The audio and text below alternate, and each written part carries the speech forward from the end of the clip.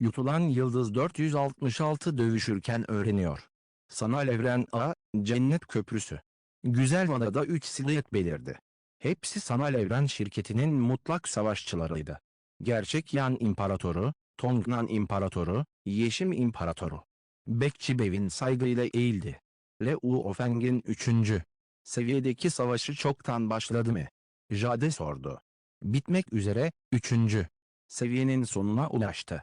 Bekçi Bevin dedi. Bevin tüm Cennet Köprüsü'nün bekçisiydi, herkesin durumuna ve ilerlemesine en aşina olan oydu. Bu seviyedeki mutlak savaşçılar olan Gerçek Yan veya İmparator Tongnan bile köprüde savaşan diğerlerini hemen tespit edemiyorlardı. Hepsi Bevin'e güveniyordu. Savaş durumunu yayınla. Jade vurguladı. Evet. Bevin elini salladı ve hemen 10 metre uzunluğunda ve 8 metre genişliğinde bir ekran belirdi. Üzerindeki görüntüler beyaz sisle kaplanmış cennet gibi bir köprüydü. Liu Ofeng ayakta duruyor ve sise bakıyordu. Başlamak üzere. Jade'in gözleri parladı. Formuna bakınca kendinden emin görünüyor. Turuyan gülümsedi. Muhtemelen bu sefer yakın dövüş kullanmıyor. Tongnan yanıtladı. 3 mutlak varlığın hepsi ekranı izledi. Yeşim İmparatoru, 9 bıçaklı şövalyenin emri altında yeni grubun ilerleyişini ve beklentilerini izliyordu. Tongnan Emperor, Jade ve Turuyan'ı izlemek için takip ediyordu. Bunu gerçekten izlemek isteyen kişi Turuyan'dı, çünkü Liu Ofeng 9. evren tablet mezhebinden gelecek vaat eden bir gençti. Bu 10 yıldaki ilerlemenizi görmeme izin verin. Yüzen kan konusunda eğitim almanın doğru seçim olduğunu biliyordum. Gerçek Yan içten içe düşündü. 3. seviyenin sonunda. Ben seçiyorum. Liu Ofeng önündeki sise baktı. Kontrolör. Önündeki büyük sis tıpkı önceki 2 seviye gibi tepki verdi. Siyah bir sıvı dışarı uçtu ve hemen siyah giysili bir adam oluşturdu. Bu, altın renkli uzun bir çubuk taşıyan, kara bir bulut mekiğindeydi. Maskesiyle Ofeng'e kilitlenmiş gözlerini ortaya çıkardı. 3. seviyeyi geçmek ister misin? Sağ. Liu Ofeng gülümsedi. Rumble, anında altın rengi bir enerji etrafında dalgalandı. Arkasındaki koyu altın renkli uzun çubuk anında altın rengi ışık huzmeleri saçtı. Bu hemen ışıkla kaplı 9 bıçak oluşturdu. Bu 9 bıçak temel görevi gördü ve birbirleriyle rezonansa girerek neredeyse yönlendirilen bir ordu gibi sayısız miktarda bıçak enerjisinin yayılmasına neden oldu. Nansen silahlanma 3. seviye, cennetsel kılıç, aynı zamanda bıçak alanı. Öncekiyle karşılaştırıldığında, Liu Ofeng bu bıçağın alanını gerçekten kendi kolu gibi kontrol edebiliyordu. İçindeki enerji tek bir bedende toplandı. Göksel kılıç mı? Siyah giysili adam soğuk bir şekilde güldü. Gümbürtü, siyah giysili adamın çevresi de altın enerjiyle dolmaya başladı. Bir anda benzer bir bıçak alanı oluştu. Peng, peng, iki yuvarlak bıçağın alanı defalarca çarpışarak büyük miktarda bıçak enerjisinin dalgalanmasına neden oldu. 2. seviyeyi geçtiniz diye 3. seviyeyi rahatlıkla geçebileceğinizi düşünmeyin. Siyah giysili adam havada durup gülüyordu. Bu 3. seviye 2. seviyeden çok daha zor. Gitmek. Liu Ofeng'e işaret etti ve hemen kendi kılıç alanındaki 9 bıçaktan 8'i birleşti. Altın iplikler aralarına girerek devasa, bulanık, altın bir bıçağa dönüştü. Liu Ofeng'in kılıç alanı anında parçalandı.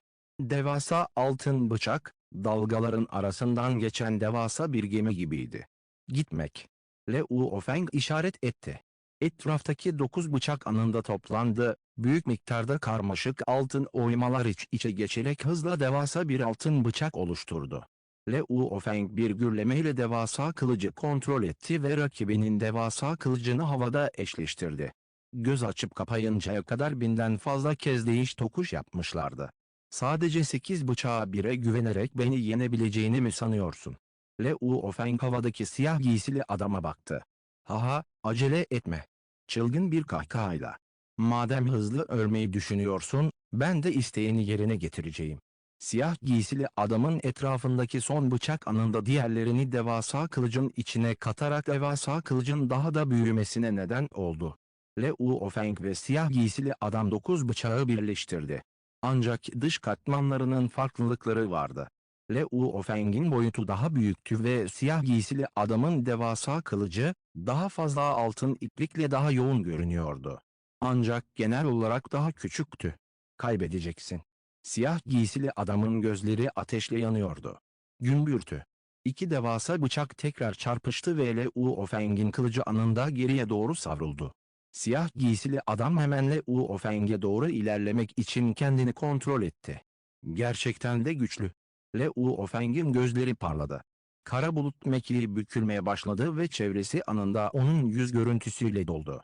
Yüz görüntü, 1,000 metre çapındaki alanı tamamen çevreliyordu, ayrıca öngörülemeyen hareketi absürt bir seviyeye ulaşmıştı, her kaçışı son derece hızlıydı. S.O.O. S.O.O. S.O.O.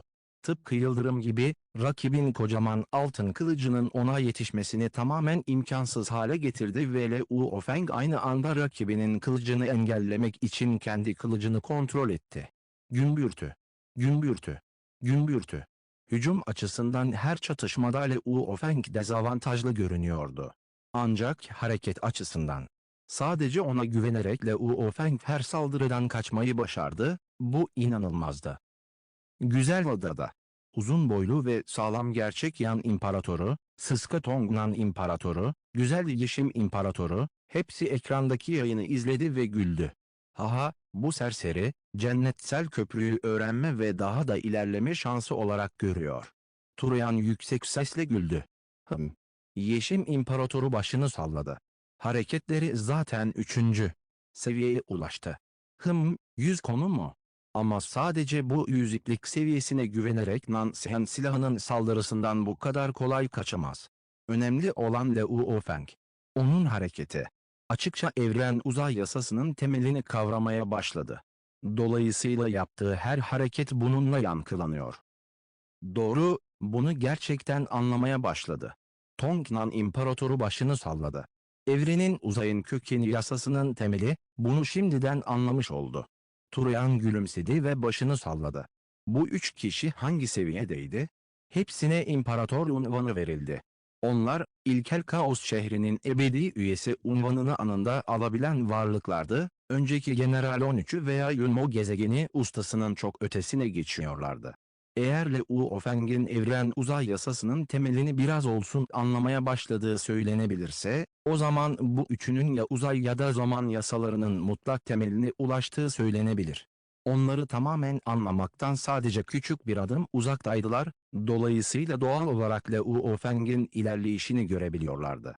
Yasanın temeline biraz dokunuyorum. Düşmediği sürece gelecekteki başarıları hiç de kötü olmayacak. Yeşim İmparatoru gülümsedi ve iltifat etti. Hareketinin ne kadar güzel olduğuna bakın, şu yay hareketi o kadar temiz ve hassas ki. Zaman dalgalanma yayını takip ediyor. Turuyan bunu tamamlayarak şöyle haykırdı. Bolan bile hem zamanı hem de mekanı inceleyerek hareketi 10.000'e yakın görüntü üretebildi. Ancak bu kavis o kadar mükemmel ve kesin değil. Jade başını salladı ve gülümsedi. Liu Feng yüz iş parçacığı hareketini kullanıyordu. Uzay hukuku temellerine olan hakimiyetiyle, rakibinin devasa altın kılıcı ona doğru her saplandığında, kaçabilmek için en mükemmel ve en uygun rotayı izliyordu. Neredeyse okyanusun alt akıntısı gibi, yüzmek için en az enerji ve yöntemi kullanıyor. Onun 9 bıçağı bire yakınlaştı. Benimkiyle karşılaştırıldığında gerçekten farklı. Liu Feng, cennetsel bıçak oluşumuna ve bloklama hareketine güvendi, aynı anda rakibinin Nansen silahını nasıl kullandığı konusunda gözlemledi ve inceledi. Öncelikle, 9 bıçaklı füzyonu daha yoğun, bu da onun yağmur damlası resmine dair daha güçlü anlayışını yansıtıyor. İkincisi, 9 kılıcı kaynaştıktan sonra saldırıları öngörülemez hale geliyor ve bıçaklar sürekli değişiyor. Bu son derece mistik. Yani eğer 9 bıçağa biri güvenirsem, onu engelleyemem. Liu Feng düşündü. Açıkçası, onun 9 bıçağı bire bölünmüş. 9 bıçağın her biri yağmur damlası resminin farklı formlarını, koşullarını, değişimini ve derinliğini temsil ediyor. Ve bunu henüz yapamam. Benim tek gücüm, Zaten köken kanunu temelinin bir noktasına dokundum. Liu Ofeng'in gözleri parladı. Pekala, hadi bitirelim. Havada. Siyah giysili adam öfkeyle bağırdı. Eğer yeteneğin varsa kaçma. Kaçmanın ne anlamı var? Sonra. Liu Ofeng aniden durdu, tüm görüntüler tamamen kayboldu. Hım. Siyah giysili adam şaşırmıştı ama içten içe mutluydu. Git ve öl. Liu Ofeng soğuk bir şekilde onu işaret etti. Xiu. Liu Ofeng'in kontrol ettiği devasa altın kılıç eskisi kadar hantal değildi ama hemen gizemli, mükemmel bir kavis çiziyordu. İnanılmaz bir hızla siyah giysili adamın yüzünün hemen önüne ulaştı. Çok hızlıydı, çok hızlı. Ne? Hala şaşkınlık içinde olan siyah giysili adam, rakibinin devasa altın kılıcının çoktan kendisinden önce ulaştığını görünce şok oldu. Lanet olsun. Sırtındaki altın renkli uzun çubukla onu zar zor engellemeyi başardı ve uzun çubuğun tamamını bıçağı bloka etmek için kullandı. Bir çarpışmayla, altın renkli devasa bıçak hafifçe hareket etti ve inanılmaz derecede keskin kenar yay çizerek adamın kafasının içinden geçti ve anında kafasını deldi. Temeli parçalara ayırmak için harcanan zaman daha uzun sürebilir, bu da son derece yüksek düzeyde kavrama ve koşullar gerektirebilir. Ancak gücü, bu basit yüzeysel kullanım biçimleriyle karşılaştırıldığında çok daha güçlü. Liu Ofeng gülümsedi ve ileriye baktı. Sis dağıldı ve yukarıya doğru ilerleyen 4. seviye ortaya çıktı. Gümbürtü, ilerideki mesafede Liu Ofeng, Gurisis gibi korkunç bir bıçakla kaplanmış köprüyü açıkça görebiliyordu. Floating Blood bir keresinde 3. seviyeyi geçmenin bir ilerleme olduğundan bahsetmişti. 4.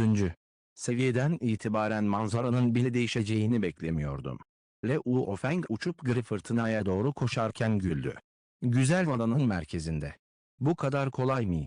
Yeşim İmparatoru şok oldu. Bu kadar basit olmamalı.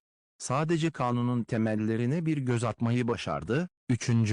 seviyeyi yenmek bu kadar kolay olmamalı. Tongnan İmparatoru da şok olmuştu. Bu onun bilinci. Gerçek Yan İmparatorunun gözleri parladı. Onun bilinç gücü, evrenin diğer 1. seviye dehalarından birkaç kat daha güçlü. Ve bu nedenle, silahını kontrol ettiğinde gücü beklenenden çok daha güçlü oluyor. Sağ çift tırnak işareti. Liu Ofeng'in bilinci altın boynuzlu canavarın bilinciydi. Güçlü. Bu normaldi.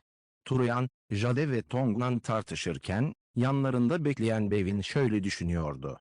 Bu dahiler grubu arasındaki rekabeti teşvik etmek için yukarıdan gelen emirlere göre, bu bilgiyi Rongjun, Jiale Xi'ye göndermem gerekiyor.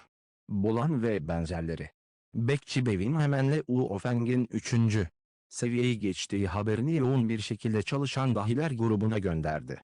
Rongjun, Jiale Xi, Bolan, Qianshui, Tao, Gusile Uo, Wuka. Hepsi haberi tam olarak aynı anda aldı. Rongjun, ilkel evrendeki eğitim alanlarındaydı. Burası lüks bir evren şehriydi. Bir gökdelenin balkonunda. İlkel Kaos şehrine geldiğimizden bu yana 10 yıldan fazla zaman geçti. Yeri yaran bıçağı kullanan yalın ayak, dağınık saçlı Rongjun gökdelenin tepesinde duruyordu ve aşağıdaki şehri inceliyordu. Burası son derece aşina olduğu bir şehirdi ve pek çok güzel anıları vardı. Baba, baba. Rongjun yumuşak bir şekilde mırıldandı. Ne kadardır? Benim ölümsüz olmam ve Tuman ismini yeniden kazanmam ne kadar zaman alacak? O piçi öldürebilmem için daha ne kadar zaman var? Rongjun yumuşak bir şekilde şöyle dedi. Baba, bu benim için çok zor, kalbim çok ağır geliyor. Gözleri gözyaşlarıyla doldu. Buna katlanmak zorundayım. Sanal Evren şirketinde dayanacağım. Bizim neslimizin en olağanüstü yeteneği olacağım. Şu anda Bolan'a kıyasla daha zayıfım. Ancak 50 yıl, 100 yıl, 1000 yıl sonra kesinlikle onu aşacağım. Ta ki sonunda o piçi bizzat öldürebilecek güce sahip olacağım. Onun imparatorluk gezegenine gideceğim. Tanrı ülkesine gireceğim ve ona ait olan her şeyi yok edeceğim. Böylece ölümle yüzleşirken pişman olmasına izin vereceğim. Sağ çift tırnak işareti. Yumruklarını sıkıyor, gözlerinde yaşlar var. Bu kin onun ruhuna kazınmıştı ve onu arada bir dışarı çıkarmak zorunda kalıyordu. Gürültü. Rong Jun elini salladı, simüle edilmiş görüntü anında ortadan kayboldu ve uçsuz bucaksız eğitim alanlarına geri döndü. Bu eğitim alanının uzunluğu ve genişliği birkaç yüz kilometreydi ve Liu Ofeng'inkinden bile daha büyüktü. Öğretmen bana birinci formu gösterdi. Üçüncü seviyeyi geçtiğim sürece en azından dev balta tablet harikatındaki diğerlerinin derslerini dinleyebileceğim. Bu da gelişme hızımı daha da artıracak. Rongjun. Gücümle önümüzdeki birkaç yıl içinde üçüncü seviyeyi geçebilmeliyim, diye düşündü. Şu anda tek amacım Bolan'ı geçmek. Rongjun düşündü. Diğerlerine gelince, dördüncü yılında ikinci seviyeyi geçtiği için onlardan hiçbir tehdit hissetmedi. Bu hız herkesi aştı. Rongjun merakla kolundaki ekrana baktı. Üzerinde şüphelenmesine neden olan yeni bir mesaj vardı. Ah, bekçi evinden gelen bir posta. Başkası çığır açtı mı? Benden sonra herkes ikinci seviyeyi geçti ve üçüncü seviye ikinci seviyeye göre çok daha zor. Benden erken olamazlar. Bolan mı? Ancak Bolan 6 ay önce dördüncü seviyeyi geçti. İlerledikçe zorluk büyük ölçüde artıyor. Beşinci seviyeyi geçme umudunun oluşması en az 10 yıl alacak. Sağ çift tırnak işareti. Merakla dolu olan Rongjun, aç emrini verdi. Posta otomatik olarak açıldı. 10 yıl içinde Cennet Köprüsü'nü ilk kez deneyen de Luo Feng, hem ikinci hem de üçüncü seviyeyi yeni geçmişti. Şu anda dördüncü seviyeye ulaşmaya çalışıyor. Sağ çift tırnak işareti. Rongjun anında geniş gözlerle baktı. Tanrım. 3. Üçüncü seviyeyi geçti mi? Rongjun buna inanamadı. Hem birinci hem de ikinci seviyeyi ondan önce geçtim ve hatta sonrasında bana ders verecek bir öğretmenim bile vardı, nasıl olur ki? Deli. Rongjun şaşkınlıkla dolu gözlerle baktı. Cennet ve yer bölgesi. Belirli bir villa bahçesinde, siyah cübbeli Jale X'i havada belirdi. Bir posta mı var? Jale X'i ortaya işaret etti ve bir ekran belirdi, bir mektup görüntülendi ve açmak için hafifçe tıkladı. Postanın detayları basitti. 10 yıl içinde Cennet Köprüsü'ne ilk kez teşebbüs eden Luo Feng, hem ikinci hem de üçüncü seviyeyi geçti. Şu anda dördüncü seviyeye ulaşmaya çalışıyor. Bu nasıl olabilir? Jale X'inin hemen yanındaki bir villada, o şişman dev savaşçı Tao da ekrana bakarken öfkeyle şok oldu ve kükredi. O deli adam, aslında 10 yıl içinde ilk kez köprüyü denedi ve ikisini de geçti. İkinci ve üçüncü seviyeler.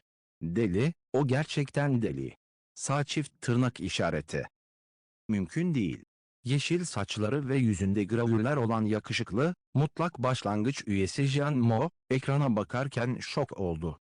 Ben ikinci seviyeyi bile geçemedim ve o gerçekten üçüncü seviyeyi mi geçti?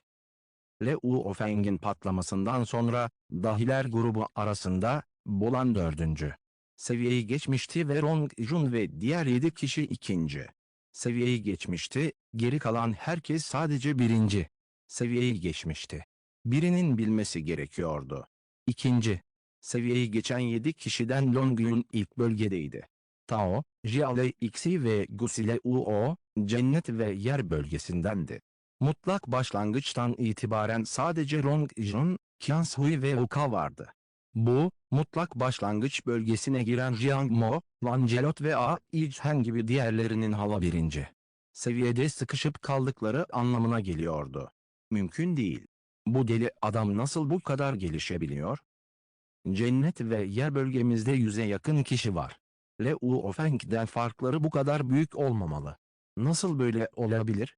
Sağ çift tırnak işareti. Luo Feng'in çığır açan buluşunun haberi yayıldığında, gizlice yarışan dahiler grubunun hepsi şaşkına döndü. Luo Feng zaten dördüncü seviye denemesine başlamıştı. Karanlık fırtınanın ortasında köprü çılgın rüzgarlar tarafından yutuldu. Luo Feng köprüde durdu ve gözleri fırtınanın uzak ucuna baktı. İçeriden bir ses yankılandı. Rakibini, dövüşçünü, kontrolcünü, hipnotistini seç, herhangi birini seç, onu yenerek 5. seviyeye geçmeni sağlayacak. Denetleyici Liu Ofeng doğrudan söyledi. Gümbürtü. Aniden fırtınanın içinden bir insan silüeti uçtu.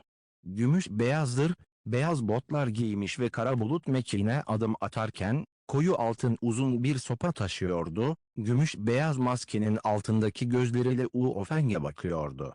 Floating Blood'ın hesaplamalarına göre, zorluk ilerledikçe büyük ölçüde artıyor ve seviyelerdeki sıçramalar giderek daha saçma hale geliyor. Liu Ofeng şöyle düşündü. Bu dördüncü seviyenin ne kadar güçlü olduğunu bilmiyorum. Yüzenkan'ın göksel köprünün kendisinde birçok detayı olduğundan Liu Ofeng'in bazı tahminleri vardı.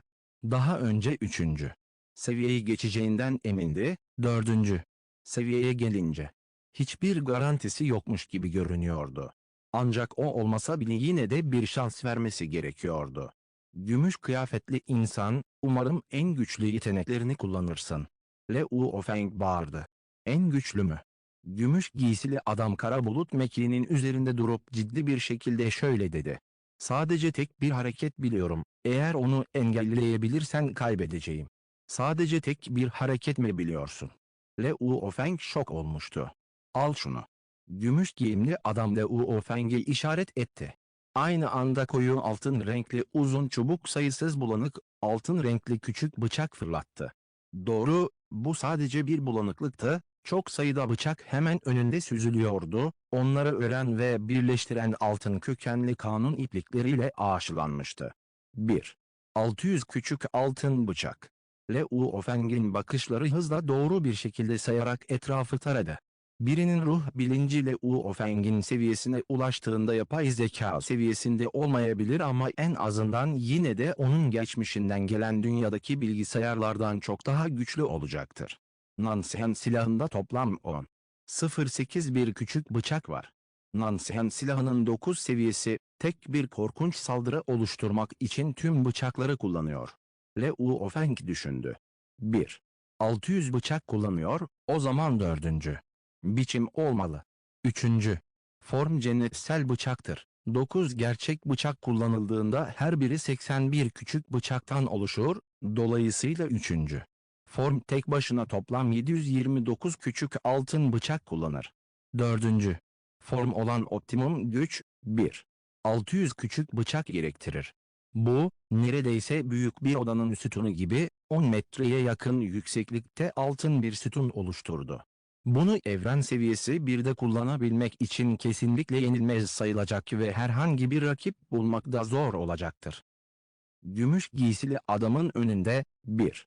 600 küçük bıçak belli bir mesafeyle havada süzülüyordu. İçlerinden örülmüş sayısız karmaşık altın iplik ile sütunun tüm görünümü son derece karmaşıktı, neredeyse tamamen bir totem sütunu gibiydi. Nansen silahlanması dördüncü form, optimum güç. Bu tek hamlesi olmasına şaşmamalı. Liu Ofeng gözleri tamamen açık bir şekilde bakıyordu. Dördüncü form son derece zordur, bir totem sütunu oluşturmak, uzay ve altın yasalarıyla ilgili gereksinimler son derece yüksektir. Bu, kılıç alanını tamamen o totem sütununa yerleştirmek anlamına geliyor ve serbest bırakıldığında inanılmaz miktarda güce sahip olacak. Totem sütununun olağanüstü bir gücü vardı. Oluştuğu anda, sıradan bir salının büyük bir dağın veya okyanusun büyük bir kısmını yok edebilir ve bir tsunami yaratabilir. Al şunu. Gümüş giysili adam kükredi. Bu hareketin ne kadar güçlü olduğunu göreceğim. Liu Ofeng kara bulut mekiğinin üzerinde durdu ve yüzüklik hareketini serbest bıraktı. Hareketi zaten mistik ve mükemmeldi, kaçarken, hızla göksel kılıcın 9 bıçağını bire çıkardı, o altın devasa bıçak hemen bir yay oluşturdu ve gümüş giysili adama doğru delindi. Uzay kanununun temelini biraz anlayan Liu Ofeng'in saldırısı son derece hızlıydı. İkinci seviyeyi geçmek için Hollandalı'nın borusu olan hayali 7 bıçağı kullanmadan önce, rakip kendini çılgınca savunmak için yalnızca 2 bıçağına güvenebiliyordu ve savunmasını Liu Ofeng'in saldırılarını saptırmak için şansa dayandırıyordu. Ancak asıl son delme basit görünse de o kadar hızlıydı ki rakip tepki bile veremedi. Üçüncü seviyede de benzer şekilde absürt derecede hızlıydı ve bilinç gücü avantajıyla birlikte rakibini öldürdü. Gürültü. Devasa totem sütunu yuvarlanmaya başladı. çevredeki alan anında erildi.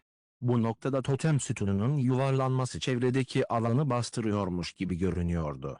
Peng, sütun çok büyüktü. Hafif bir yuvarlanmayla büyük bir mesafe kat etti ve Liu Feng'in devasa altın kılıcıyla çarpıştı. Tek bir çarpışmayla devasa bıçak anında parçalandı ve tekrar 9 bıçağa bölündü. Hu! Havadaki totem sütunu anında hareket etti ve boşluk Liu Feng'in hareketini etkileyerek büküldü. Çok hızlı. Liu Feng kaçamadı bile ve sütun hemen onun bedeniyle çarpıştı. 4.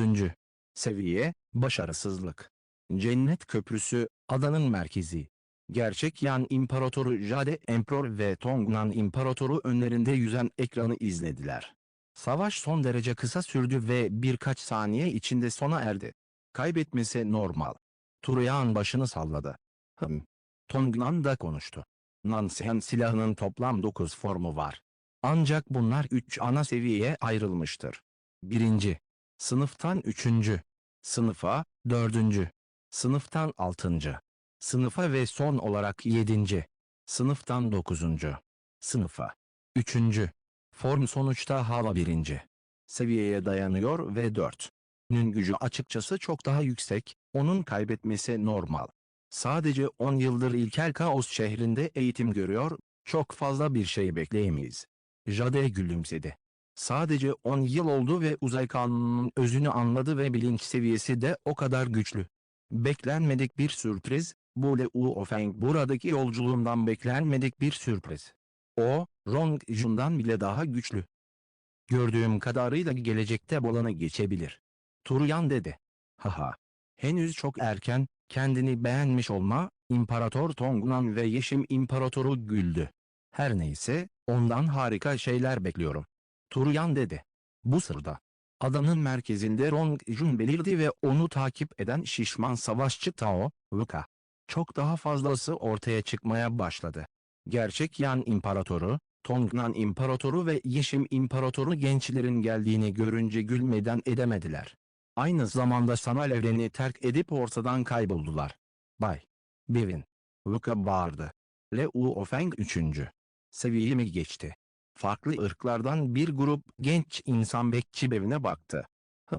Bekçi Bevin gülümsedi. Evet, az önce. 4.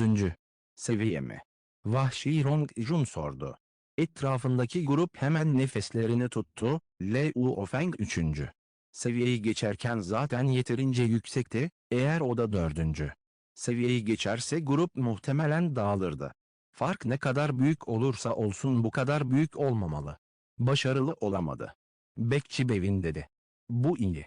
Grup rahat bir nefes aldı.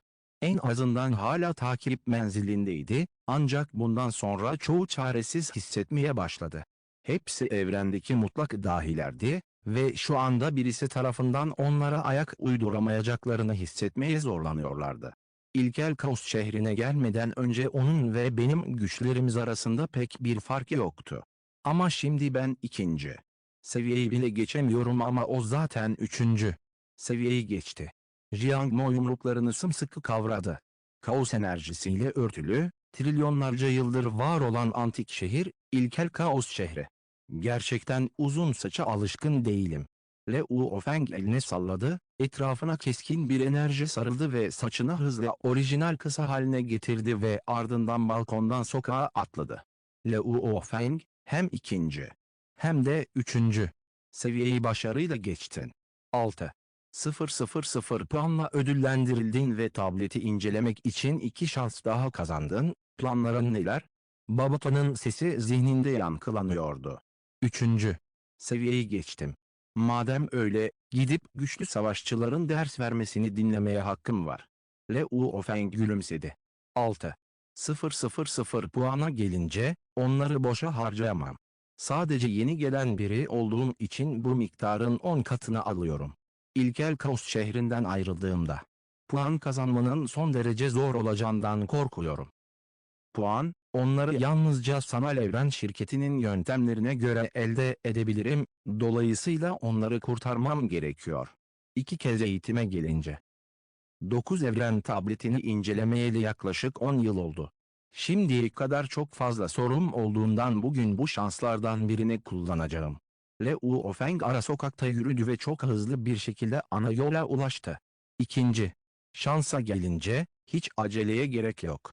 Gelecekte kullanacağım. Sağ çift tırnak işareti. Hareketi yıldırım gibiydi. Çok hızlı bir şekilde şehir liderinin ikametgahının girişine ulaşıyoruz. Bu bölge çok büyüktü. Liu Feng tanıdık yolları takip ederek hızla büyük gizli oda yoluna doğru ilerledi. Bu rotayı takip ederek yan taraftaki devasa bronz kapıları gördü ve çok hızlı bir şekilde 9 evren yazan kapıya ulaştı. Efendim Kandeli. Liu Feng kapının önündeki 3 gözlü korumaya selam verdi. Kandeli gülümsedi ve başını salladı, ardından bir saniyeliğine gözlerini kapatıp açtı. Fena değil, bayağı geliştin, artık ders çalışmak için 2 şansın var. Şimdi bir tanesini kullanmaya hazırım. Liu Feng vurguladı. Şansınız yaver, şu anda içeride kimse yok. Kandeli gülümsedi ve arkasındaki devasa bronz kapıyı işaret etti. Bir gümbürtüyle kapı yavaş yavaş açıldı ve yoğun kaos enerjisi içeride dönmeye başladı. İçerisi tamamen bulanık görünüyordu. Ancak Liu Feng mutluydu. Teşekkür ederim Tanrım. Tırnak işareti. S.O.O. Gizli eğitim odasına koştu. Odanın içindeki kaos enerjisi devasa bir ilkel kaos tabletinin etrafında dönüyordu. Bunu incelemek için her şans son derece değerlidir. Her ne kadar ilkel kaos şehrinde ara sıra sıraya girip içeri girmemizi bekleyen çok sayıda insan olsa da, bazen de sadece ben varım. Liu Feng hemen tabletin önünde ayağa kalktı. Bakışları tabletin birinci resmi olan yağmur damlası resmine takıldı. Bu resimde 9 damla vardı ve içinde inanılmaz miktarda güç ve gizem saklanıyordu. Anında Liu Feng'in dikkatini ve içindeki bilincini büyüledi. Şu anda, Liu Feng'in 3 bedeni de yağmur damlası resmine dalmıştı. Her damla zihinlerindeki farklı simülasyonları temsil ediyordu. Ancak Liu Feng için artık gizem taşımayan sadece bir damla vardı. O, bir damlanın temelini tamamen görmüş ve anlamıştı. Yağmur damlası resminde toplam 9 damla ve gizem vardı. Normal savaşçılar yağmur damlası resmini incelediklerinde, her bir gizemi anladıkları sürece onu kullanabilirlerdi ve bu da geçici bir şey olarak kabul edilirdi. Ancak Liu Feng bununla yetinmedi.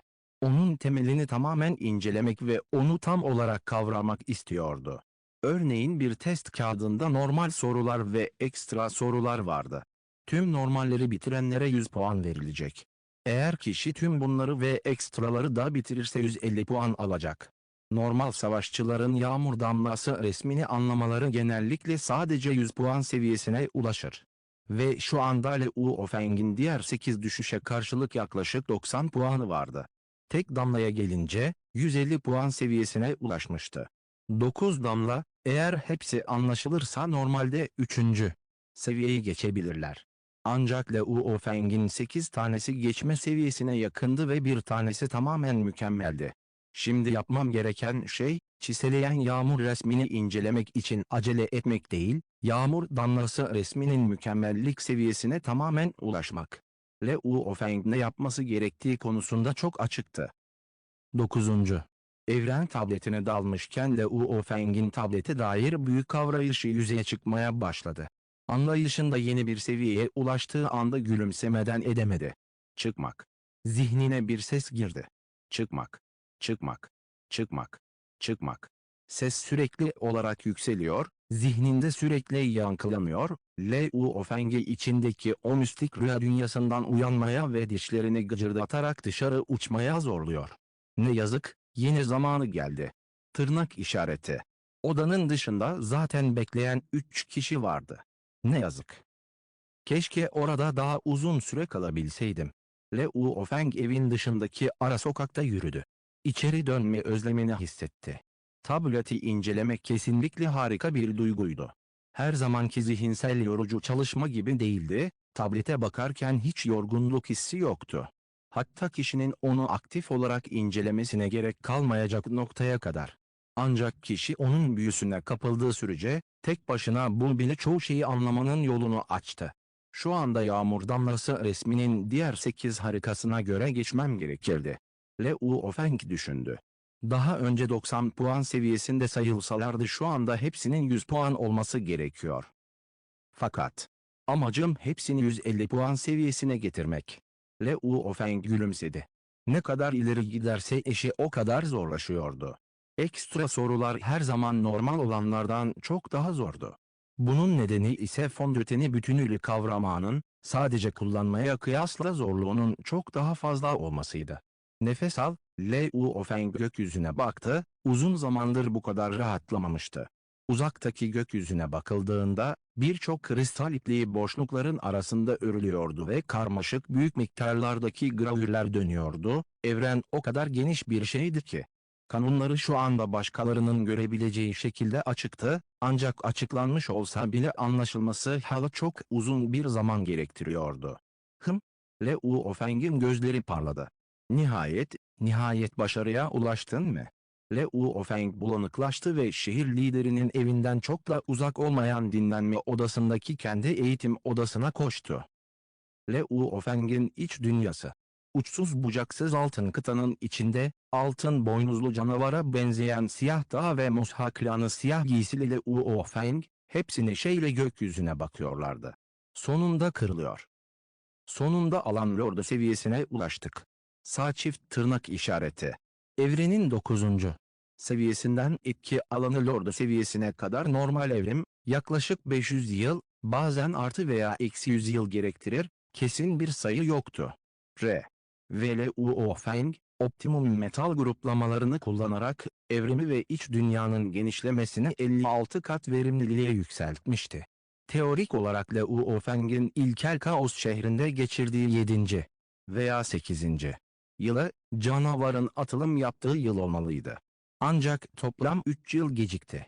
Bunun nedenlerinden biri, evrimin daha fazla zaman almasıydı. Ancak ikinci sebep tamamen Liu Feng'in hatasıydı. Liu Feng son 10 yıldır çalışmalarına dalmışken, 3 bedenin hepsi de sıkı bir şekilde antrenman yapıyordu. Her uyanışı genellikle 3-4 ay arasında oluyordu. İç dünyanın metalleri yutması insanın yemeği gibiydi. Sık dozlar gerektiriyordu. Normal bir insanın 3 gün aç kalması gibi, 3 gün sonra yine 3 günlük yiyeceğin tamamını tek seferde alamayacaktır. Bir teori. İç dünyanın büyük miktardaki metal alımı genellikle 1 ile 2 ay sürebilir. Ancak Liu Feng'in çalışması normalde 3 ila 4 ay sürdüğünden, her uyandığında, en fazla 1 ile 2 ay daha metal tüketmesine izin verebilirdi. Bu da evrim hızını yavaşlattı. Liu Feng'in çalışması son derece önemliydi. Babata kritik zamanlarda onu rahatsız etmeye cesaret edemediğinden bu doğal olarak oldu. Ve ister Liu Feng ister Babata olsun, ikisi de çok açıktı, ilkel kaos şehrinde geçen bu 30 yıl çok önemliydi. Çalışmak için tüm gücünü kullanması gerekiyordu. Altın boynuzlu canavarın evrimleşmesi için gereken 2 ila 3 yıllık gecikmeye gelince, bu hala ihmal edilebilir bir konuydu. Yasaları incelemek daha önemli bir faktördü. Gürültü, sayısız altın rengi ve enerji geniş kıtayı kapladı. Kıta sürekli genişledi, büyük miktarda kıta ortaya çıktı, tüm tektonik plakaların tamamen oluşması biraz zaman aldı. Her şey sessizleşti. İç dünyanın evrimi başarılıydı. Önceki 9,000 kilometrelik uzunluk ve genişlikten aniden 100,000 kilometreye çıktı. Liu Feng'in özü içeride. Çekirdeğin içinde girdap galaksisi çok güzeldi. Çekirdeğinde 8 kolu ve 8 küçük kara deliği olan büyük bir kara delik vardı. İç dünyanın başarılı evriminden sonra girdap galaksisi şok edici bir hızla değişmeye başladı. Gümbürtü, merkezdeki kara delik ve diğer 8 kara deliğin yutma gücü büyük ölçüde artmaya başladı, çevredeki gezegenler ve yıldızların hepsi yutulmaya başladı, özellikle de merkezdeki kara delik yavaş yavaş büyüdükçe, hatta diğer küçükler bile yutulmaya başladı. Merkeze doğru çekiliyordu. Yutmak. Merkezdeki kara delik yutabildiği her şeyi yutmaya başladı, daha da büyüdü ve yavaş yavaş diğer 8 kara delik ile birleşti. Şu anda, girdap galaksisi, arkasında devasa bir kara delik bırakarak tamamen yok olmuştu. Gürültü. Ekstra büyük kara delik aniden şiddetle parçalandı. Çekirdeğin içindeki siyah alanın tamamı küçülmeye başladı, küçülmesi çıplak gözle bile görülebiliyordu. Bu kara delik çöküşü. Yürekleri titretiyordu. Göz açıp kapayıncaya kadar kara deliğin tamamı yok oldu ve merkezdeki kara deliğin olduğu noktada gri yuvarlak bir top ortaya çıktı. Gri yuvarlak top, dökülen bir yılana benziyordu. Gri dış kabuğun bir katmanı döküldü ve bu dış katman genişlemeye ve şişmeye başladı. Gittikçe büyüyor. Dış kabuk, çekirdeğin tamamı kadar büyük olana kadar büyümeye devam etti ve daha sonra topun kabuğu, çekirdekle tamamen ses çıkarmadan kaynaşmaya başlayana kadar büyüdü. Bu Luofeng'in çekirdeğinin, iç çekirdeğinin özel bir değişimden geçmesine neden oldu. Çekirdek değişmeye başladıkça iç dünyadaki iki beden de değişti. Altın boynuzlu canavar ve Musha klanı aynı anda gelişti. Devasa siyah bir dağa benzeyen altın boynuzlu canavar, pullu kanatlarını yavaşça uzattı. Eş zamanlı olarak tüm vücudunda şok edici bir değişiklik meydana gelmeye başladı, büyük miktarlarda altın renkli sis göklerden aşağıya inerek canavarın tüm pullu yüzeyini kapladı. Vücudu onu emmeye devam ederken, siyah yoğun pulların boyutunun arttığı çıplak gözle görülebiliyordu. Kemikleri de kalınlaştı ve büyüdü, hatta daha da yoğunlaştı. Pençeleri güçlendi ve keskinleşti. Tüm vücudunu kaplayan bir zırh gibi, altın işlemeler de vücutla birlikte büyüyordu. Altın boynuzlu canavarın sadece dış kısmı değil, iç kısımları da daha da şok edici değişikliklere sahipti. Her hücre ve her kemik, dünyayı sarsacak miktarda bir değişimden geçmeye başladı, bu değişim, tam içteki özden meydana geldi. Evren düzeyinden etki alanı efendisi düzeyine, bedenin özünde devasa bir evrimdi. Ulu. Altın boynuzlu canavar başını kaldırdı ve tasasız bir uluman sesi çıkardı. Az önce olanlardan çok da uzak olmayan bir yerde, yüzeyinde kıyaslanamayacak kadar karmaşık altın işlemelerle dolu siyah bir yaşam kristali, altın ışık huzmeleri yaymaya başladı. Bu Musha klanının gerçek görünüşüydü. Musha klanı temelde bir yaşam kristaliydi, açığa çıkardığı enerji onun herhangi bir şekil veya form almasına izin veriyordu. Buradan, Musha klanının evrimi aslında yaşam kristalinin bir evrimiydi. Yaşam formları tamamen farklı olduğundan evrimleri de farklıydı. Etten ve kemikten yaşam formları için asıl mesele bedenin ruhla aynı anda gelişmesiydi. Ve enerji yaşam formları için yaşam çekirdeğinin gelişmesi gerekiyordu. Ve Musha klanının çekirdeği bu yaşam kristalinin bir varlığıydı. Eğitimli yaşam kristali, bedenini değiştirmek için daha fazla enerji emebilir. Tıpkı bir insanın vücudunun evrimi gibi, bu yaşam kristali de daha güçlü, daha sağlam ve dayanıklı hale gelebilir. Ancak evrim sürecinin de bir darboğazı vardı. Bunu başarmak için irade gücüne, yaşam kristaline, genetik enerji ve diğer birçok faktörün birlikte çalışması gerekiyordu. Ancak Luofeng'in Musha klanı diğerlerinden farklıydı. Bu Musha klanının özü yaşam kristali olmadığından, bu yok edilse bile yine de yenilenebilirdi. Luofeng'in 3 ana bedeni önemli değildi çünkü hepsi içlerindeki ana çekirdeğe bağlıydı. Bu sorun olmadığı sürece ölmezlerdi ama bu yok edilirse 3 büyük beden ölürdü. Şu anda ana çekirdeğin ruhu etki alanı Lord'u seviye 1'e geçmişti. Dolayısıyla 3 bedenin tümü bu seviyeye kadar eğitim alabilirdi. Tek sorunlu olan fiziksel bedenlerdi. Dünya insan bedeni çok yavaş bir evrim geçirdi. Yaşam kristaline gelince, sınırsız enerji emilimi ile son derece hızlı bir şekilde gelişebilir. Fakat, ding, birkaç saat sonra dönen siyah hayat kristali sesler çıkarmaya başladı. Yaşam kristalinin tamamı bir boyuta küçülmüştü. Hu. Kristalin içinden büyük miktarlarda siyah enerji yayıldı ve daha sonra bir kişiyi oluşturdu. Siyah giysili bir Luofeng. İlkel Kaos şehri Luofeng, eğitim bölgesinin dinlenme odasındaydı. Alan Lordu mu? Luofeng'in gözleri parladı. Köle tüccarlarının etki alanı Lordu seviyesinde kölelerinin olmamasına şaşmamalı. Evren seviyesinden etki alanı Lordu seviyesine kadar, içindeki galaksi kara delik tarafından tamamen yutulacak. Bu bir mucizeden başka bir şey değildi. Bu, evrimleştiğinde iç çekirdeğinde bulunan ve etki alanı Lordu seviyesine atılan adıma temsil eden o gri yuvarlak toptu. Bu mucize nokta son derece küçük olmasına rağmen inanılmaz derecede ağırdı. Teorik olarak, sayısız galaksinin yutulmasıyla oluşan son derece küçük bir nokta olarak bir iç dünya üretilecek ve beslenecekti. Bu etki alanı Lordu seviye 1'den 9'a kadar olan süreçti. Yetiştirme başarılı olduğunda, tam özünde bir değişim meydana gelecek ve içerideki dünya gerçek bir dünya oluşturacaktır. Bu sektör Lordu seviyesi olurdu. İçinde gerçek bir dünya olan sektör Lordu, bir el hareketiyle bir dünyanın gücüne sahip olabilir. Bir sektör lordunun dünyası, gerçek dünyaya benzer şekilde aslında insanların hayatta kalmasına, eşya depolamasına veya benzerleri izin verebilir. Ancak altın boynuzlu canavarın iç dünyası özeldi. Çünkü içine yerleştirilen her canlı veya öğe sindirilecektir. İçine çok fazla şey konursa ve onu sindiremezse, iç boşluk ondan patlar. Bu iç dünya yavaş yavaş büyüyecekti. Sektör lordu seviyesine kadar iç dünyanın özünde bir değişim yaşanacağı dönemdi.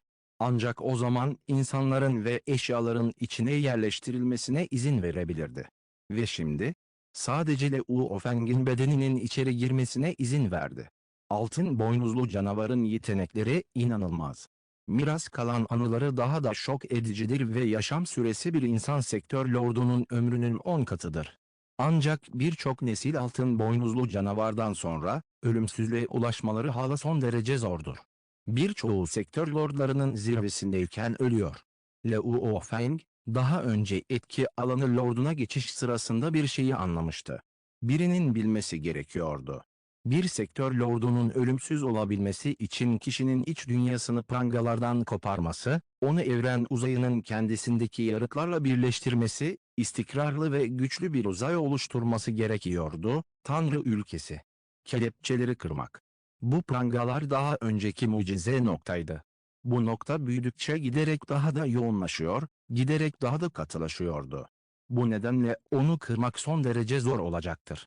Ancak altın boynuzlu canavarın eşi daha da zordu, bir insandan 10 ila 100 kat daha zordu. Altın boynuzlu canavar doğduğu andan itibaren doğal olarak mucizevi bir noktaya sahip olduğundan, içindeki ana çekirdek iç dünyayı oluşturacaktı. Dolayısıyla, Leu Ofeng etki alanı lordu seviyesine ulaştığında, içindeki galaksiler kara deliğe ufalanıp noktayı oluşturduğunda, bu nokta aslında kabuğunu kırdı ve ana çekirdekle birleşti. Zaman geçtikçe nokta ana çekirdekle bir oldu. Bunun nedeni başlangıçta tek vücut olmalarıydı. Ana çekirdek, kaynaşma sonrasında normal bir insanın noktasından çok daha katı hale geldi. Alan lordu seviye bir altın boynuzlu canavar. İç dünyasının uzunluğu ve genişliği 100,000 kilometredir. Leu Ofeng bağırdı. Sektör lorduna ulaştığında bu nasıl olurdu? İç alan ne kadar büyük olursa o kadar iyidir. Ancak bu aynı zamanda içerideki ana çekirdeğin daha da sağlam olduğunu da gösteriyordu. Leu Ofeng, hareketsiz bir ana çekirdeğe karşı sektör lordu seviye 9'a ulaştığında, altın boynuzlu canavar nesillerinin ona karşı neden çaresiz olduğunu anlayacaktı. Prangaları kırmak. İç dünyam ve uzayın kendisi ile bir tanrı ülkesi kurmam gerekiyor. Ancak bu ölümsüz olmanın yalnızca son şartıdır. Ondan önce gelen birçok şey var. Leu Ofeng başını salladı. Ölümsüz hale geliyorum, artık yalnızca etki alanı lordu seviyesindeyim. Mesafe hala çok uzak, yavaş yavaş antrenman yapacağım. Yüzen kanı yaratan Lian Leu, 100,000 yıldan daha kısa bir sürede ölümsüz oldu ve hemen yetkili unvanını kazandı. Bir insan sektör lordunun ömründen 10 kat daha fazla yaşamama rağmen bununla ölümsüz olamamam mümkün mü? Bu düşünceyle Leu Ofeng güldü. Yaşamın yalnızca bir çekirdeği ve bir iç dünyası vardır. Leu Ofeng'in 3 bedeni bir çekirdeği ve bir iç dünyayı paylaşıyor. Birlikte büyüdüler ve birlikte düştüler. Usta, burada sizi görmek isteyen biri var. Eğitim alanında elektronik bir ses yankılandı. Leu Ofeng ayağa kalktı ve dinlenme odasından çıktı. Oturma odasının kapısını açtığımda dışarıda siyah bir elbise giymiş uzun boylu bir kadın duruyordu, göz bebekleri mordu. Siyah cübbeli savaşçı mı? Leu Ofeng düşündü. Leu Ofeng, Cennet Köprüsü'nün 3. katını geçtiğin için tebrikler. Siyah cübbeli kadın gülümsedi. İlkel Kaos şehrinde kişi 3. Seviyeyi geçtiği sürece bu, tabletlerin incelenmesinde belli bir seviyeye ulaşıldığı anlamına gelir. Böylece mezhep liderlerinin derslerini dinleme hakkını elde ettiler.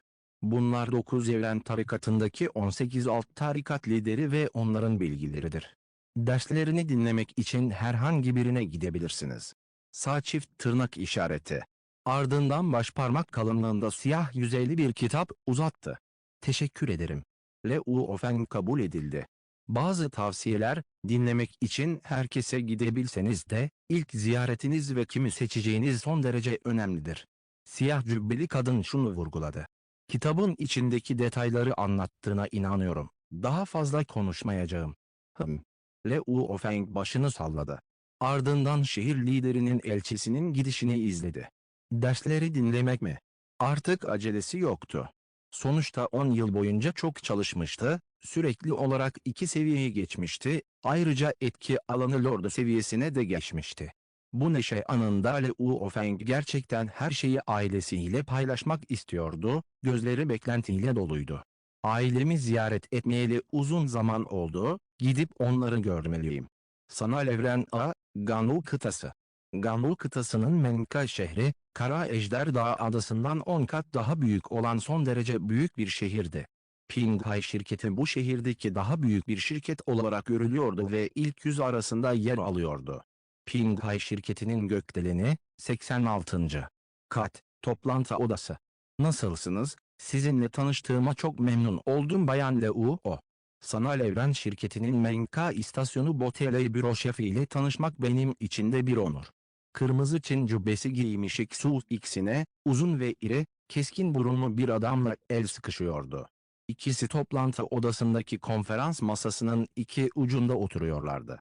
Doğrusunu söylemek gerekirse, ben Botelesi büro şefi. Sivri burunlu adam gülümsedi. Haha, bu konuşmanın Bayan Leu üzerinde çok fazla stres yaratmaması gerektiğine inanıyorum. Kocanın Sanal Evren şirketimizin üst düzey bir üyesi, Pinghai şirketinizin amiral gemilerimizden biri olmasının size birçok faydası var. Sağ çift tırnak işareti. Xu X yine gülümsedi. Kocam çoğunluk hissedarı olabilir ama her şeye ben karar veririm. Bayan Leu, aklınızda ne varsa konuşun. Botele gülümsedi. Herkes fikrini söylerse her şey tartışılabilir. Öncelikle bu şirketin benim tarafından kontrol edilmesi gerekiyor. Xu X'ine vurguladı. Bayan Leu, sağ çift tırnak işareti. Botele gülümsedi. Bilmelisiniz ki Sanal Evren şirketimiz, potansiyeli olan bu tür şirketleri satın aldığımızda, belirli miktarda kontrol hissesine sahip olmamız gerekiyor. Şu ana kadar gördüğümüz en düşük seviye hala hisselerin %51'i. Anladım. Sadece şirketin hala benim tarafından yönetilmesi gerektiğini söylüyorum. Şirketiniz operasyona müdahale edemez, yalnızca fayda ve getirilerden yararlanabilir. Dedi Xu X yine. Ah! Botele başını salladı. Devam et. Senin de bildiğine inanıyorum. Xu X yine gülümsedi. Pinghai şirketimizin 3 ana faaliyet alanı var. Bunlardan en önemlisi restoran işletmeciliği zinciri, ikincisi finansal yatırımlar, üçüncüsü ise gayrimenkul yatırımları. Sadece küçük kardeşimle UOHA, hatta evrenin birinci bankası bile daha önce onu yakalamak için insanları göndermişti. Bu kar yeteneğini zaten biliyor olmalısın. Pinghai şirketinin yatırım yetenekleri konusunda oldukça netim. Botele gülümsedi. Şirketimin sana normal fiyatın 6 katı fiyat vermesinin ardındaki sebep de bu. Hayır, 12 defaya ihtiyacım var. Sağ çift tırnak işareti. Xu X'ine, Botele'ye baktı. Bay Botele'nin Pinghai şirketimin restoran işinin ardındaki karmaşıklığı anlaması gerektiğine inanıyorum. 12 kez mi? Kesinlikle hayır. Botele başını salladı. Bay Botele, Xu X'ine konuşmaya devam etmek üzereydi. Aniden bileğine bakmak için başını eğdi. Ekranda küçük bir mesaj belirdi, kendini tutamayıp neşeyle gülümsedi. Sonunda ziyarete döndü. Bir süre sonra, Pinghai şirketinin üst düzeylerinde bir grup insan, Ganu yatırım departmanını tutkuyla Sanal Evren şirketinden uzaklaştırdı. Bayan Leu'nun niyetini tamamen anlıyorum. Botele gülümsedi. Ancak 12 kere kesinlikle imkansızdır. Lütfen zihinsel olarak hazırlıklı olun. Bana verdiğiniz istatistiklere gelince, onu mutlaka şefime vereceğim. Teşekkürler. XUX yine gülümsedi. Boteley ayrıldı ve ardından çalışanlarından bazıları da geldi. Binanın dışında düz, aerodinamik şekilli bir evren gemisi durdu, kabin kapısı açıldı ve 8 zırhlı tek boynuzlu adam onu saygıyla karşıladı, Boteley asasını alıp gemiye uçtu, korumalar da onu takip etti ve kabin kapısı kapandı ve gemi hızla ayrıldı. Abla XU, restoranımızın sipariş ettiği malzemeler. XUX'in yanında duran kısa saçlı bir kadın bağırdı. Başka işlerim var, şirket işlerini halletmene izin vereceğim. XUX'ine emretti. Evet. Kısa saçlı kadın cevap verdi. XUX yine gökyüzüne doğru el salladı. Kanatlı atların çektiği bir araba yukarıdan inmeye başlar başlamaz XUX yine hemen atladı. Işınlanma noktasına gidin. Gitmek. Arabacı dizginleri salladı, kanatlı atlar hemen havalandı. Sanal evren, Siyah Ejderha Dağ Adası 9 yıldızlı Körfez küçük bölgesi. Baba, şu anda 9 yıldızlı koyda, tüm doğu bölgesi bizim, en iyi tasarımcıları işe aldık ve inşa etmek için evrendeki birçok yapıdan ödünç aldık. Sağlam ve dost canlısı bir ses tonuna sahip temiz bir adam, çevredeki imparatorluk sarayına benzeyen yapılara işaret etti. Fena değil. Leu Ofeng başını salladı. Leu Oping, annen henüz dönmedi mi? Leu Ofeng sordu. Onu zaten bilgilendirdim, ancak şu anda şirket merkezi Ganul kıtasında ve her gün oraya gitmek zorunda, neredeyse hiç geri dönmüyorsun, bu nedenle görünüş noktasını oraya aktardı ve şirkette kaldı. Leu Oping, normal şartlar altında kişinin sanal evrendeki göründüğü noktanın ev olduğu yer olacağını söyledi. Ancak XUX yine bunu kendi şirketi olarak belirlemişti.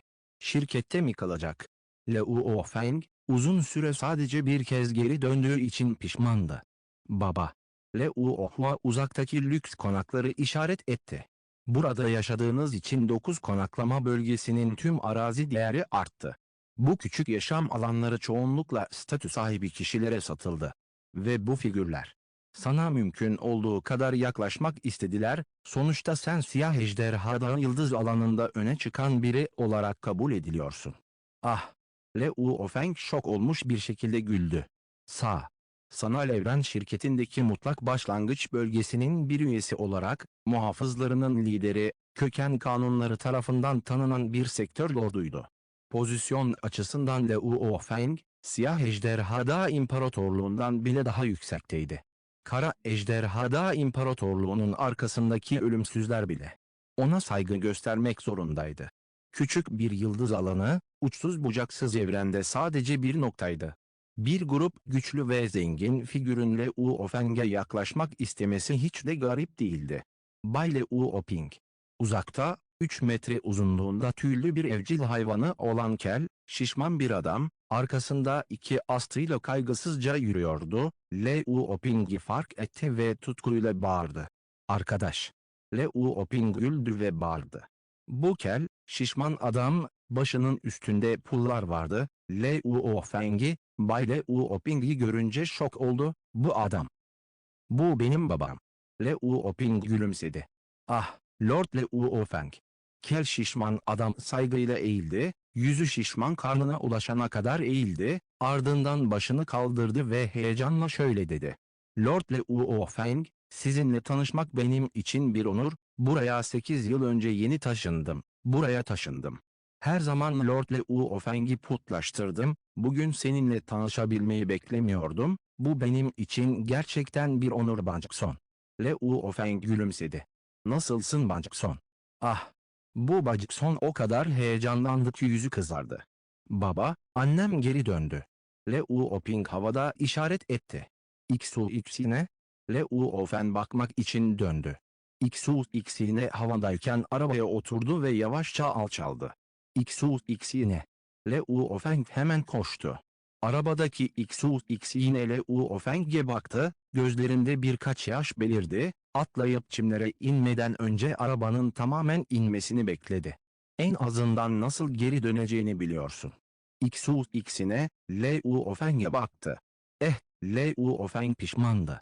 En son döndüğünüzden bu yana ne kadar zaman geçti? X yine ona baktı. Luo Feng ona cevap verdiği için kendini kötü hissetti. 10 yıl. 10 yıldır geri dönmedin. X yine öfkeden kendini tutamadı. İlkel Kaos şehrinde okuduğunu biliyorum ama arada bir çocuklarını, beni, aileni ziyarete gelmek, bu çok mu zor? Üzgünüm. Luo Feng usulca söyledi. Evet. 10 yıl.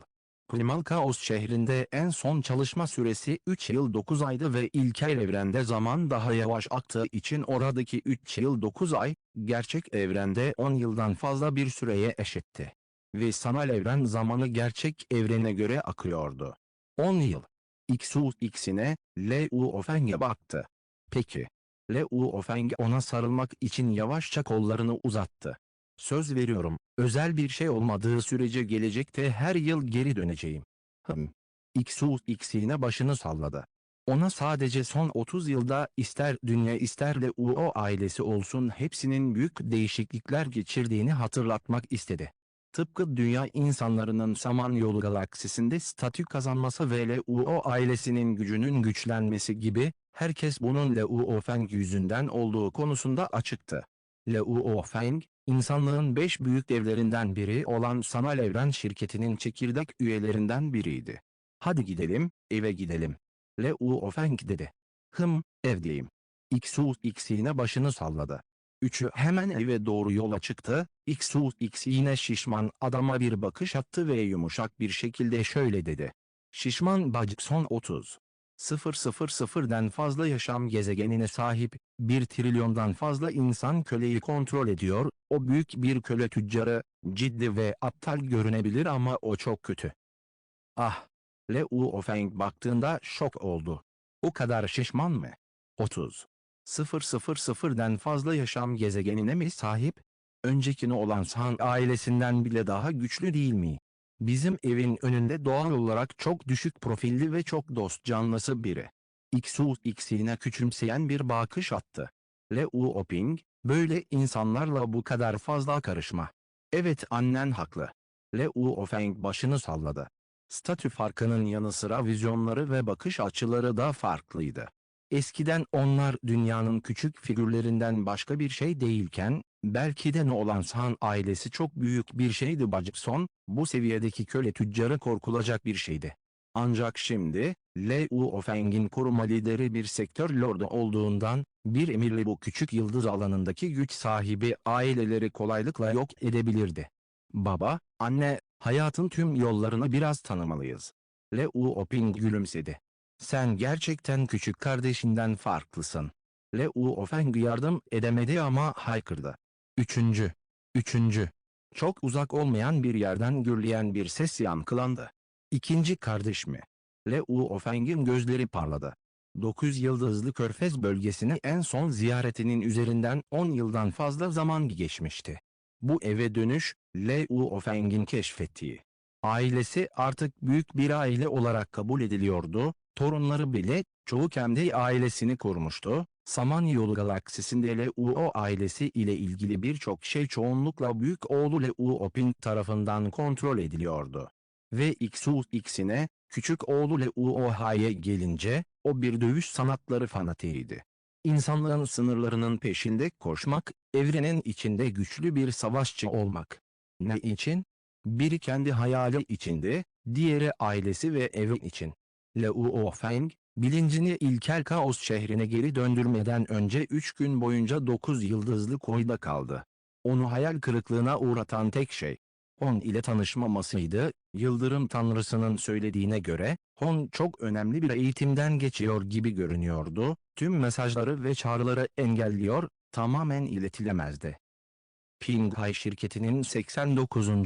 seviyesi.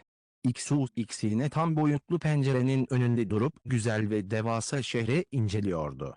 Dong, dong, dong. Kapıyı çalar. Girin. X'ine bağırdı. Zarif vücutlu, kısa saçlı, üniformalı bir bayan gülümseyerek içeri girdi. Abla son 3 gün nasıldı? X'ine gülümsedi. Abla bu Boteley'nin gönderdiği belge. Kısa saçlı kadın teslim etti. Ah! X'ine bunu aldı. Sanal Evren şirketi, iş ve askeri departmanlara ayrılmıştı, doğal olarak her iki üst kademe üyesi de çekirdeğe aitti. Üst kademe çekirdek içindeydi, bunlar gerçek yönetim organlarıydı. İş, Sanal Evren şirketinin çok önemli bir tarafıydı. Ancak bu sanal evren dünyasında, sanal evren şirketi bile tüm işleri kendi başlarına halletmedi, çok açıktı ki, eğer her şeyi tek ellerine alırlarsa, bu ekonomiyi olumsuz etkileyecek ve sınırlayacak, ekonomi akışını etkileyip sınırlayacaktı. Gerçekliğin kendisi. Adil bir piyasa ortamı yaratıldığında, ancak o zaman gerçek süper güçler gerçekte parayı dağıtmaya istekli olacaklardır. Eğer adaletsizlik olsaydı, tekel olsaydı, devasa devler ve güçler olsaydı buraya kim yatırım yapmaya cesaret edebilirdi? Buradan. Sanal evrende rekabet halinde olan birçok türde şirket ve kuruluş vardı ve çok güçlü birkaç şirket normalde daha büyük şirketler tarafından satın alınırdı. Abla XU, evrenin birinci bankası da şirketimizi satın almayı kabul etti ve koşulları son derece iyi, neden onları hemen reddetmeye karar verdin? Kısa saçlı kadın konuştu. Nakit konusunda endişelenmiyorum. XUX yine belgeyi okumak için başını eğdi. Madem öyle, neden sanal evren şirketiyle görüşmeye karar verdin?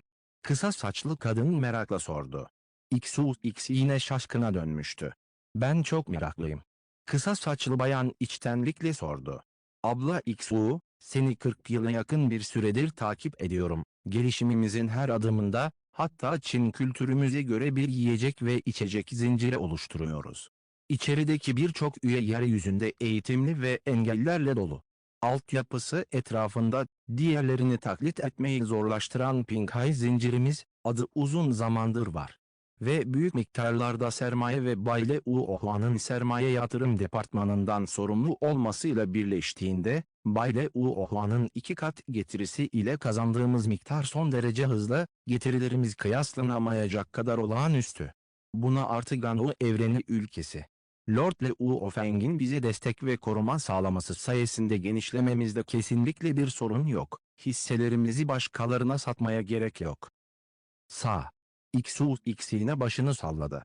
Sanal evrene girip başlayalı neredeyse 40 yıl oldu, bu iş başka bir çocuğa benziyordu, bunu başkalarıyla paylaşmaya nasıl dayanabilirdi? Ancak durum farklı. XUX yine yavaşça şöyle dedi. Sanal evren şirketi ve evrenin birinci bankası tamamen farklı. Nasıl farklılar? Kısa saçlı kadın merakla sordu. Çünkü kocam sanal evren şirketinde çalışıyor. XUX'ine döndü ve cam pencerelerden dışarıdaki gökyüzüne baktı. Liu Feng çok olağanüstü ve güçlü, dünyadaki en olağanüstü o. Ancak bu seferki gibi çok geride kaldığı için 10 yıldan fazla bir süre geri dönmedi. Sağ çift tırnak işareti. Kısa saçlı bayan ağzını kocaman açtı, suskundu. Liu Feng dünyanın gururuydu. Ancak Liu Feng'in ailesine göre, o gerçekten onları geride bırakmıştı. Onu suçlamıyorum.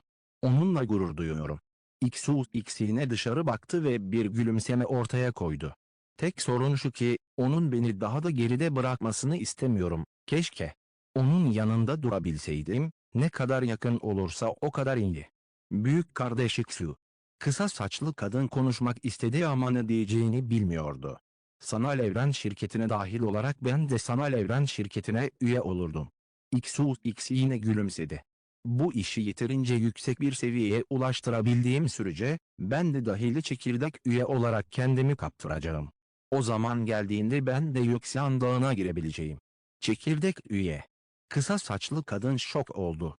Büyük kardeş Iksu'nun hedefinin bu kadar yüksek olmasını beklemiyordu. Gerçekten dilediğim tek şey Yükselen Dağı'nda olmak. Liu Feng ile buluşmak. XUX yine yavaşça dedi.